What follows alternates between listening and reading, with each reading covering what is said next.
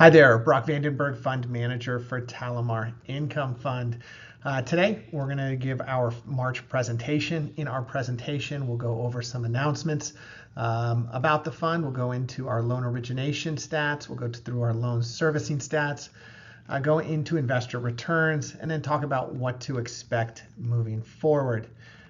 So let's go ahead and kick it off. So again, these are the bullet points that we are going to discuss. In prior presentations, I've had a lot of feedback on what investors want to hear. So if I do miss something or you're interested in learning more about a certain subject, feel free to reach out to me. I'd be more than happy to provide some more light on a certain subject, or in the future include other information in these presentations. So real quick announcements. The team's been working really hard. We were able to get those K1s out last week. You can access the K1s on the investor portal. Accessing the investor portal is very easy. Go ahead and go to our website, TaliMarFinancial.com, select Investor, the Investor tab at the top, and then we'll give you a direct link to the portal. Now, I don't have access to your username or password, so if you don't have that information, go through the forgot username or password process on the site, and you'll get access to those K1s. If you have any trouble, feel free to reach out to my investor relations team. Best way to reach them is at invest@talimarfinancial.com, and they'll respond accordingly. Number two, as you know, we launched a owner-occupied bridge loan product. It's a great product for individuals that want to buy before they sell. So this is somebody that may have identified a home that they want to purchase prior to being able to sell their existing home. So there's a lot of demand out there, especially with the lack of housing in some of these markets in California. It's really difficult to lock down a house without having your current house sold. So it's a great product. We've not closed it in the fund. We've had private investors buy that paper up at the moment, but that's something that we are identifying for the fund. Third point, we are open for investor capital. We have approximately about $2 to $3 million in availability for the fund. So if you're interested in jumping in and getting started or adding to your existing position, feel free to, again, reach out to my investor relations team and we'll go ahead and get you started. Fourth, I know this is a hot topic. It's building our loan loss reserve, and it's something that I feel is just necessary for the fund. I think there is some volatility in the market. Nothing that I'm overly concerned about, but it's something that it is worthwhile building up our loan loss reserve. For those not familiar with the loan loss reserve, simply what it is, it sets aside funds should we anticipate any losses on loans that we have funded. Now, historically, we've never lost any money in a loan. We are a first position debt fund. Max loan LTV ratio is at 75%, but the average LTV ratio of the portfolio in its totality is sub 60%. So there is a lot of equity, a lot of room, downside room should there be any market deceleration, I guess is the term. However, it is prudent. It is also something that in consultation with our legal team, as well as our auditor and fund administrator, we all felt that it is something that we want to really focus on in times of volatility, and that is the purpose of building up this loan loss reserve. I know it impacts returns on a monthly basis, and but I really appreciate your thought on this, and for those that that are really just focusing on returns of the fund, it's something that you really want to have in place as really an insurance policy. We are still on target for an annualized return of 8.25%, even with the accounting adjustments for that loan loss reserve. All right, so I'm going to briefly go over TaliMar Income Fund. Those that maybe not invested or want to learn a little more, we are TaliMar Financial. The operating company was established back in 2008. And really, when I established it, it was really focused on providing capital to real estate investors that were buying single-family homes at either foreclosure sales or bank-owned properties. Now, that market, that industry has really blossomed over the last, call it 15 years, and now there's entire institutional capital sources dedicated to funding this type of transaction. So we've kind of grown, expanded in the type of lending that we have done since we funded our first loan back in 2008, really to be more of a generic or larger bridge lender.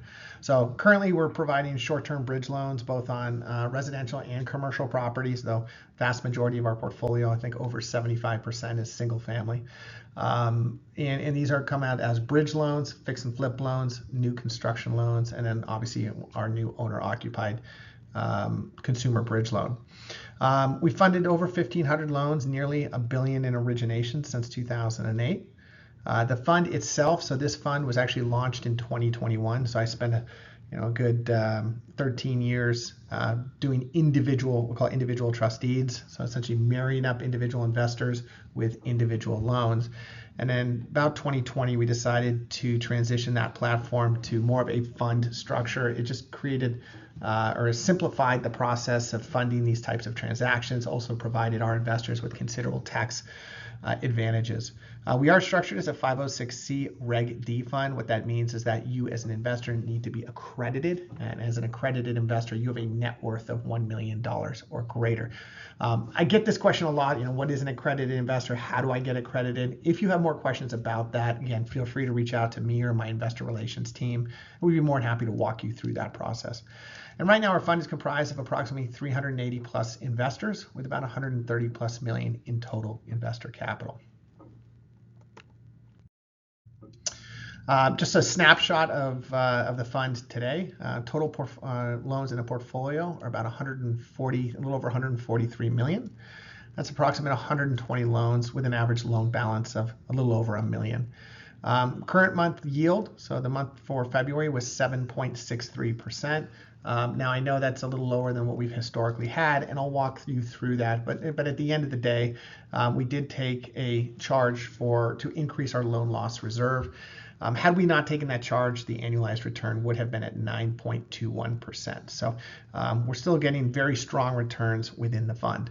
Year to date, we've had 8.16%. Again, that was negatively impacted by the current month, February, for that loan loss reserve charge. We'd be closer to about the 8.6% annualized return. I'm sorry, 8.7% annualized return had we not taken that charge. And then the 12-month trailing average, which is what I look at as a gauge of the return for the fund, we're at 8.68%. And again, that does include the loan loss charges we took both in December and in February.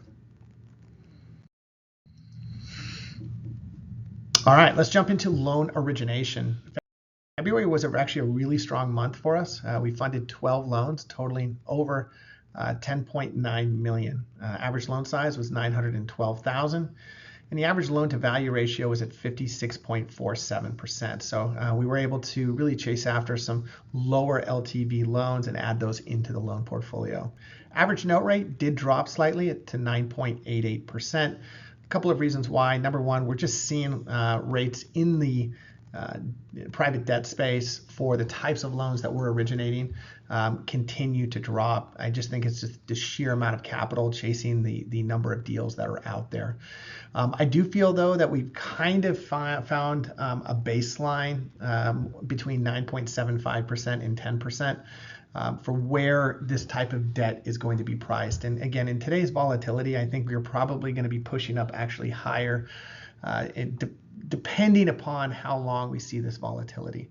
Average loan term is about a little over 14 months. We are seeing a little longer loan term that we're closing on because we are focused more on bridge loans and we are focused on fix and flip loans. And the reason being is that fix and flip business or that loan product has really become a risky product at this point. A lot of the institutional capital groups really require very little down on these purchases. And they're taking what I feel is kind of some outsized market risk on these types of loans. So as we kind of tack into more what we call traditional bridge loans, where there's an existing asset, there's no construction or value add component to it, it's just based upon the current value of the property, those loans typically command a little longer term or a little longer loan term. So that's why you're seeing an increase in the duration of the loans that we're underwriting. right, what this chart shows is the number of loans funded by month. So as you can tell, we average right around 10 loans per month. It's a good number with the kind of the resources that we have here in the office. So last month, again, we were at 12 loans.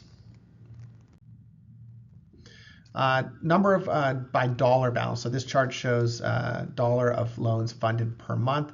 So we were slightly above 10 million. Right now, our kind of goal is to be about 10 million per month. That's a good balance between the amount of available capital that we have and the payoffs that we get. And so that's a good balance that we really target, is that kind of that 10 million mark. So what this chart shows is kind of the average interest rate since January of 2025. And as you'll notice that rates have come down, where our average note rate was about 10.5%. Coming into early 2025, we have seen that rate come down, and so we're now sub 10%. And again, this is really kind of the reason for that is just the amount of capital, again, that's entering this market, and so that's driving down returns. But I anticipate us we've found that floor. I think we're just going to be popping between 9.75% and 10% on loans moving forward, unless we see a dramatic increase in the amount of capital that's chasing this type of debt.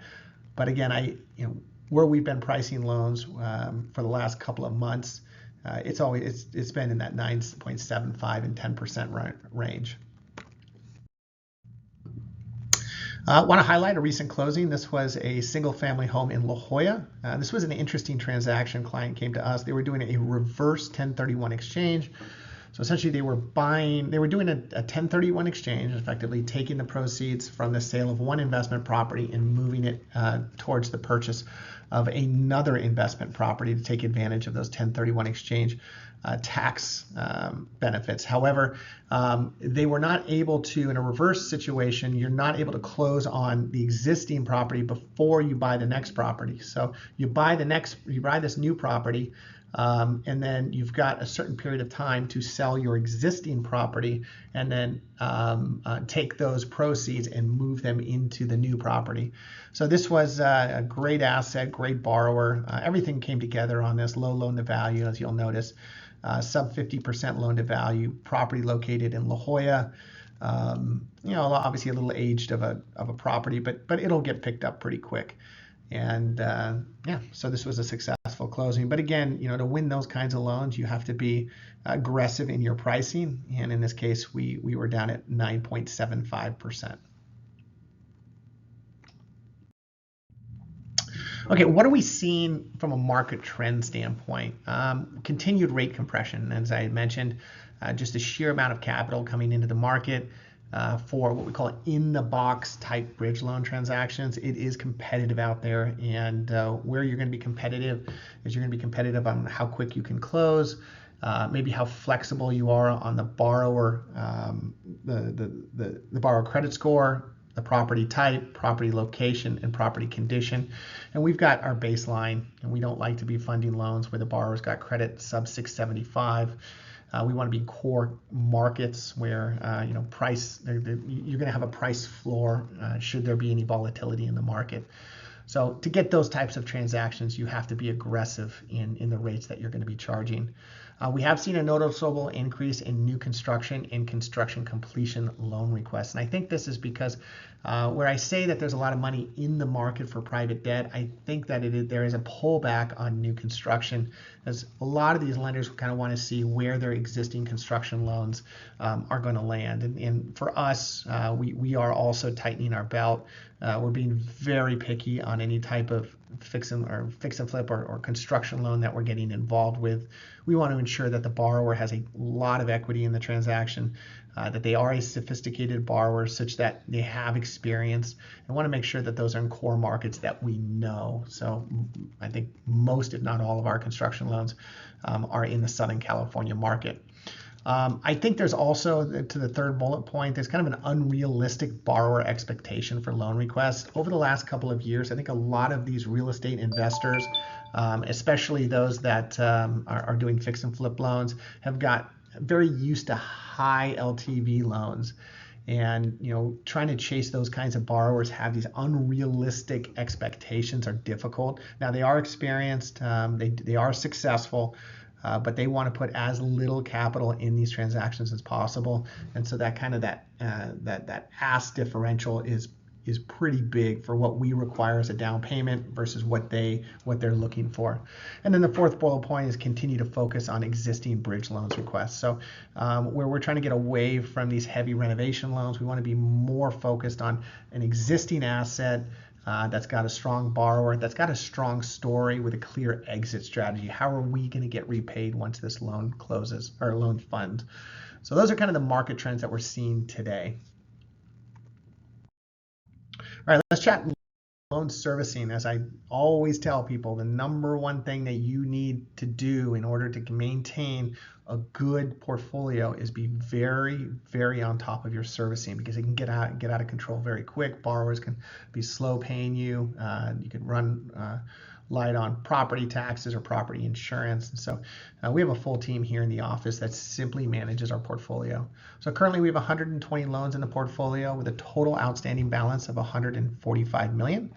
The outstanding balance of that portfolio is approximately $130 million. So that differential is future liabilities. Most of that has to do with future renovation costs. So these are costs that we would reimburse the borrower for fix and flip loans or for construction loans. Average loan size is approximately a little over $1 million. Average note rate right now is 10.3%. So that is coming down as we have kind of legacy loans burning off, paying off. That note rate will come down and kind of steady right in that kind of 10% range over probably the next 2 quarters. Average loan to value ratio right now is at 57.95%. So we're below kind of our target loan to value ratio, which is about 65% LTV. And then average loan term is approximately 14.5 months. So as we put more and more kind of longer term bridge loans, as I discussed earlier, that average loan term will increase. All right, so what this pie chart shows is the loan portfolio by loan type. So we really have 3 main loan types right now. You've got your bridge loan, you've got your fix and flip loan, and you've got your new construction loan. Bridge loans, again, there's a existing asset on the property. It's based upon current value. You're not looking at future value. Both fix and flip and new construction loans are based upon future value. So the client is buying a property, in the case of a fix and flip loan, updating it and then selling it at a future, at a higher value. Same thing obviously with new construction loans. Now, fix and flip loans, when I first started in the industry, were simply carpet and paint. So borrower would buy the property, rip out the carpet or flooring, do some cosmetic updates, put it back on the market, and you're in and out in maybe 3 to 5 months. Today, fix and flip loans are very different. Clients are going in and moving walls, maybe and putting additions onto the property, but it is a full renovation down to the studs. And so those do have a higher risk profile. Now, I'm okay with them because I've done them for so long, but right now, again, it's so competitive in this space. The loan to value ratios that a lot of competition are willing to go to win these kinds of transactions are a little above what we feel really comfortable with. And then new construction loans as well. That's something that's kind of newer in our portfolio just because we've kind of graduated out of fix and flip loans, and a lot of these kind of ADU projects have become popular.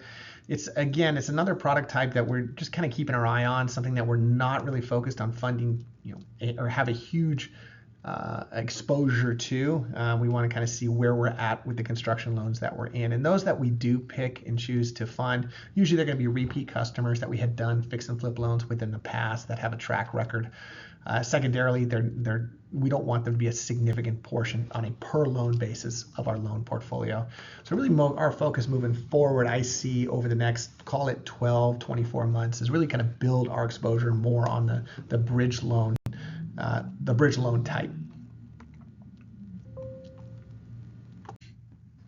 All right, so what this chart shows is our exposure by county. So as I've kind of relayed in the past, really we're more of a West Coast lender and really hyper-focused in California and really hyper-focused in San Diego. That's just where our market is. We know this market.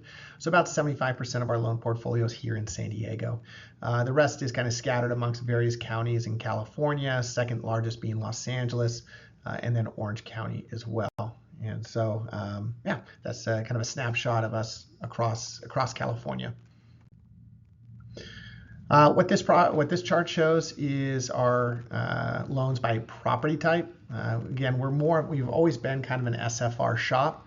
Now that market is again become increasingly competitive. There's a lot of institutional lenders that just solely focus on the SFR market that really offer more aggressive LTV ratios and pricing that might be more aggressive than what we could offer.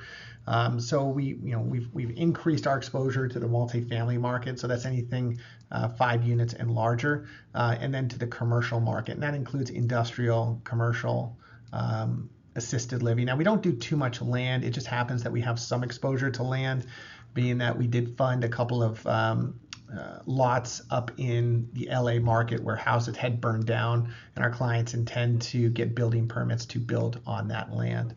So I do like these commercial product type in the sense that you can typically get a lower LTV ratio.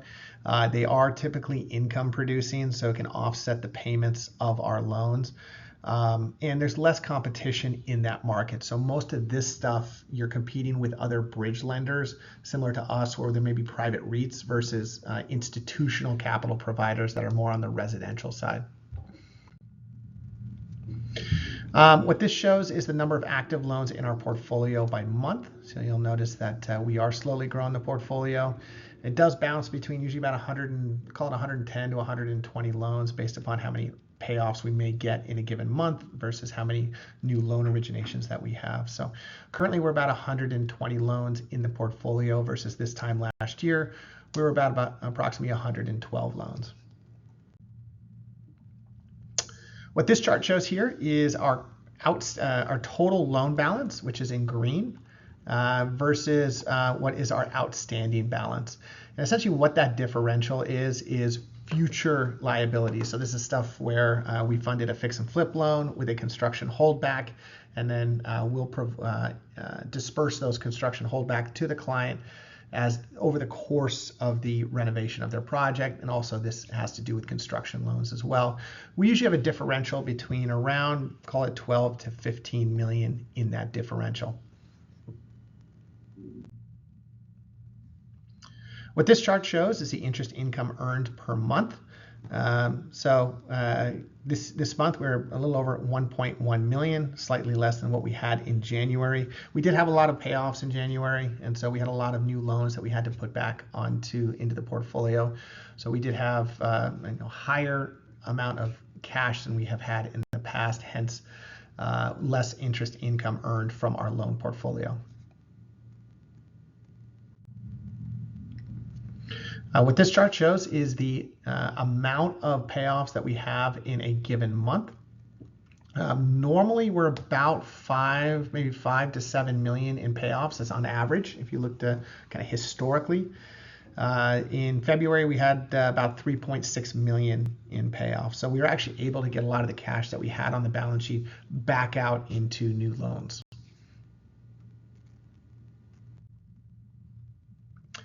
What you have here, and this was a request from several investors, is loan extensions. Now we normally have about 5 to 7 extensions per year. And what is an extension? It just simply is, that means the loan has hit its maturity and borrower has been performing on that loan. So we'll go ahead and extend the loan. Now I'm a big proponent on extensions, and the reason being is that if you have a borrower that is continually making payments on a loan, and we feel comfortable with the borrower's credit, cash flow, the asset, and whatnot, you want to keep that loan in the portfolio. It's hard enough trying to replace that loan with a similar performing loan. So it is my viewpoint, assuming the loan we feel comfortable of its performance over the rest of the new maturity date, that you want to keep these loans in the portfolio. So what this chart shows here is 30, 60, and 90-day lates. We really have we've never really had a huge amount of lates, and that's very abnormal for a fund like ours. I just feel that we've done well selecting our borrowers and being very on top of those payments. We had, that one loan that was in default. Unfortunately, we did foreclose on that property earlier this month. We did take it back, and we have relisted that property on the market. But as of today, we have no 30-day, 60-day, or 90-day lates in the portfolio.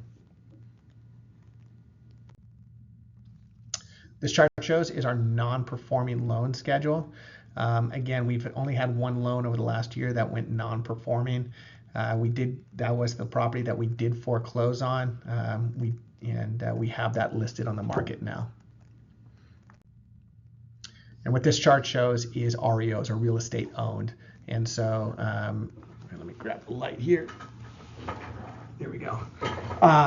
And so what this does, or what this chart shows, is how much property that the fund owns. We feel very confident that this property will sell over the next, I call it 60 days. Original loan amount was $700,000. We do have it listed for $875,000, which is a considerable increase from what the original loan amount was. It did take us about a year and a half to do a foreclosure. Borrower did. We had to go through some legal hurdles with the borrower, so we did accrue some legal fees. But I'm hopeful that we'll get this off our balance sheet over the next 60 days, and we'll recoup a good percentage of the interest that was due to us after all the legal fees that we accrued. All right, so what this chart shows here, or what this is a snapshot of a recent payoff that we received. So this was a loan that was up in Ventura. It was a fix and flip single family home. Loan amount was $656,000. Rate we charged was at 10.5%. It was a 12-month duration. I think actually almost went 12 months. Total payoff was $1 million. It was actually almost dead on to what we underwrote it to. Loan to value ratio of this was at 65.6%. So successful transaction. You hate to see these kinds of loans go because, well, as you can tell, it's a great asset with a borrower that was making payments and above market payments. So, but we were able to replace it with another loan. All right, let's jump into investor relations. Give you a quick snapshot. Total investors in the fund right now, approximately 390 investors. We stayed actually pretty balanced as compared with last month. Total dollars invested, approximately $130 million. That is approximately a $2.5 million increase from the prior month. Total distribution to investors was approximately $939,000. Annual distributions to date is approximately $1.7 million. So let's talk highlights. Annualized return for this month was 7.63%. As you'll note that this is below what our historic average has been. Keep in mind though that we did take a loan loss charge. The actual return for the month was at 9.21%. So after we took that charge, it was at 7.63%. Year-to-date return was 8.65%. And a 12-month trailing average at 8.92%. So what this chart shows is investor returns over the last 12 months. You'll notice annualized yield has dropped from about the mid-9s. You're going to be going down into the high 8s. And so our target return for 2026, we're targeting at 8.25%. And what you see here, the blue line is your annualized yield. The green is your 12-month trailing average. And then the purple line is your year-to-date return. So what I look at as a fund manager really is your 12-month trailing average. And the reason I do that is the way we calculate the return for the fund is really based upon the number of days in a given month. So you'll get a juiced return in February because it's 28 days, but in January with 31 days, you'll see kind of a deflated return. Now I understand most people would calculate, or you would suspect to calculate kind of a 30-day month, 360-day year, but the way we calculate internally is just the number of days. So that 12-month trailing average, I feel, gives you kind of a more of a steady view of the long-term trends. And you'll notice right now we're about 8.5, 8.6% on a 12-month trailing average. All right, what this chart shows is a comparison between the fund return and what the 10-year Treasury is. Now, the 10-year Treasury is kind of what I use as kind of a baseline to compare. You've got the option of investing in a 10-year Treasury, which is nearly guaranteed, or whatever risk you feel comfortable with to invest in a fund like ours. So this is what you'll see the differential. Normally, we're about 500 basis points or 5% differential between what what you would earn on the 10-year Treasury versus what you would earn in the fund. What this chart shows is just the number of investors in the fund. So you'll see it has climbed at a good pace over the last year, and so we've had a lot of interest, new investors coming into the fund. We did see just kind of a leveling off between January and February. And what this chart shows is your total investor balance over the last year. So we started, well, this time last year, we're approximately 103, 104 million. Currently, we're approximately 130 million. All right, I added this section because I think it would be a good opportunity now to discuss these bullet points. And I'll start at the top. Why building a loan loss reserve benefits the investor. So as you'll notice, as you note that over the last 2 out of 3 return sessions, we did take a charge and add to the loan loss reserve. So the purpose of the loan loss reserve is to ensure that if we take any losses on a individual loan, that we can pull from this reserve and not not impact the overall return of the fund. Also, it ensures that if an investor leaves today, that they would not leave the rest of the investors taking any potential losses on a future loan. So they're actually buying into or contributing to this loan loss reserve. And if you run a mortgage fund and you run it correctly, you're constantly building on this loan loss reserve. Now, when you build on it, it doesn't impact the return of the fund in a substantial or consequential way. It just slowly, you're taking a small percentage of it and adding it into this loan loss reserve, so that again, all the investors are kind of putting into the pot, so that if an investor leaves today, that money is there, so that any future investors would not take losses on loans that maybe they were not involved with or had been invested in the fund when that fund funded that loan. That's the purpose of the loan loss reserve. And people always ask, well, what percentage should a debt fund have as a loan loss reserve as a percentage of maybe total investor capital or AUM? And the answer is it really depends, because every debt fund is built a little different. We take a very conservative approach as it maybe compared with other funds. And when I say conservative, we really don't rely on leverage. So we have 0 outstanding on our leverage. We do keep cash on the balance sheet, and historically we've had a pretty good amount of cash on the balance sheet. And we're first position loans, so we have no seconds in the fund. So your loan loss reserve may be a little less compared to a fund that does seconds, that may heavily rely on leverage, may have a high exposure to maybe called submarkets, that may fluctuate more in market volatility. So these wouldn't be like core California markets. Let's say markets like maybe Texas and Florida, where you're seeing a lot more volatility in the markets, where those funds would want to have a higher loan loss reserve. But so currently we're just slowly building this loan loss reserve. I do feel, again, it benefits all investors. I know it can be a shocker when you see a return for a given month below what the historic averages are. But assuming that you are invested in this fund for the long term, it will benefit you, and it will kind of balance itself out over the long term. I want to touch on the second bullet point, because I'm getting a lot of questions here. How does recent turmoil in the private credit market impact private debt? Now, private credit and companies like KKR, Apollo, Blue Owl, a couple of these, companies that really specialize and focus in the private credit market is very different than private debt. We're lending money and we're using real estate as collateral. A lot of these companies are lending money, business loans, many of them to software companies, as you've probably read about in some of the articles when you're reading about the private credit market, where you've seen huge declines in values in these companies. Very different than what we're doing.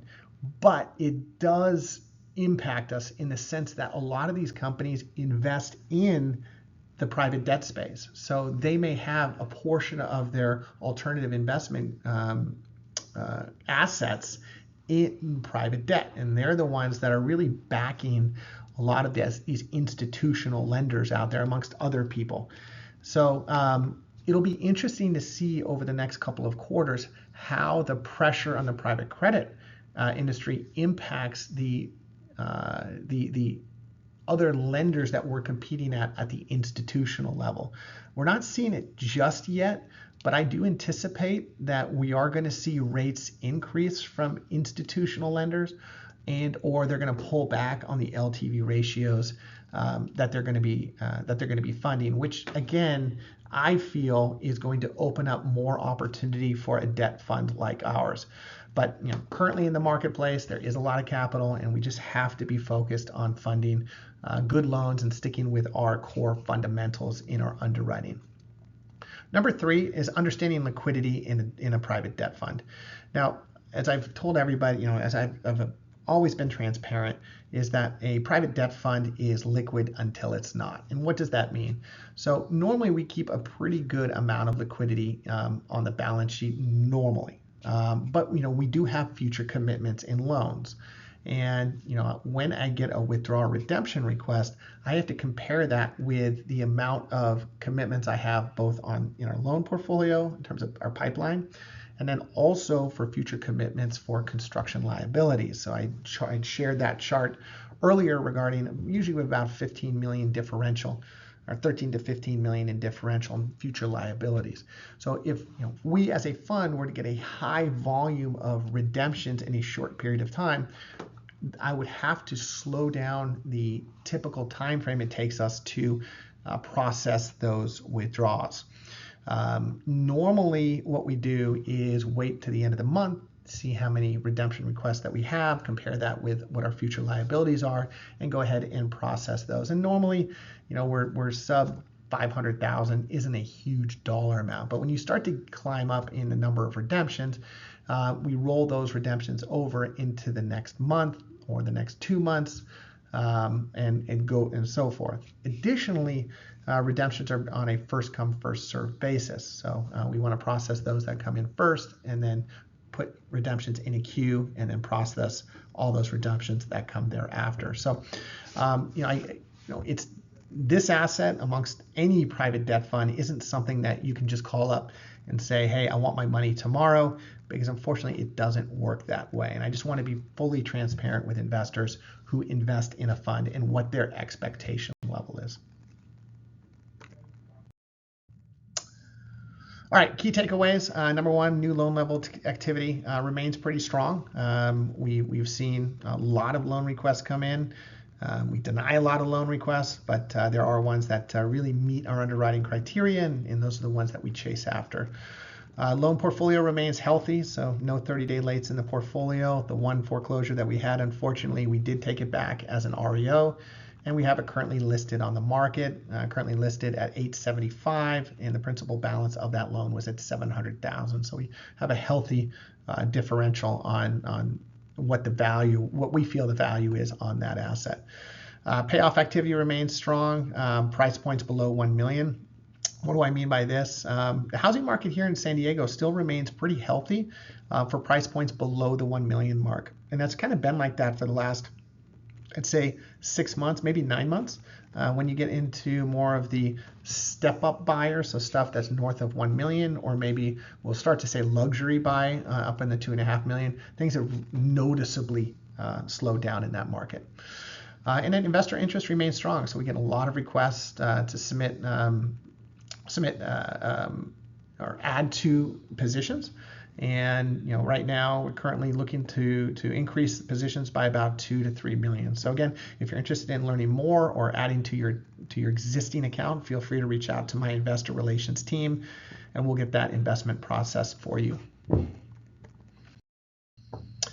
For those that are not familiar with the website, you can always go to the website to answer any questions or submit any forms. Just simply go to the Invest tab.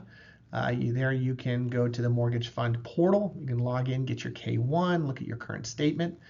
You can submit an investment request there. You can get the PPM, a copy of the PPM, or request more information generally from our team. So feel free to use our website. Best to, again, use our website or email in at invest@talimarfinancial.com with your request, and we'll quickly process that request.